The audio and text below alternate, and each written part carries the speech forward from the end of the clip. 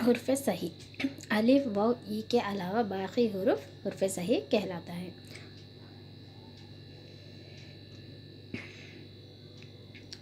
अब है हुर्फ़ शम्सी और हुर्फ़ क़मरी। हुर्फ़ शम्सी किसको कहते हैं और हुर्फ़ क़मरी किसको कहते हैं देखेंगे। हुर्फ़ शम्सी है जब अल्फाज पर अलिफ लाम लगाया जाए और वो अलिफ लाम पढ़ा ना जाए तो वो हुर्फ़ शम्सी कहलाता है।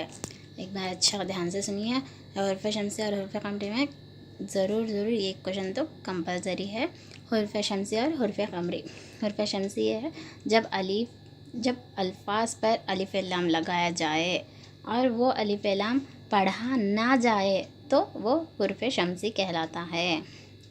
हुर्फ़ क़मरी जब किसी अल्फाज पर अलिफ लाम लगाया जाए और वो पढ़ा भी जाए तो हुर्फ़ क़मरी कहलाता है। हुर्फ़ शम्सी किसको कहते हैं, अल्फाज पर अलिफ लाम लगाए जाते और वो पढ़ा ना जाए तो हुर्फ़ शम्सी कहलाता है। क़मरी किसको कहते हैं, लगा भी जाए और पढ़ा भी जाए, अलिफ लाम लगाया भी जाए और पढ़ाया भी जाए तो हुर्फ़ क़मरी कहलाता है।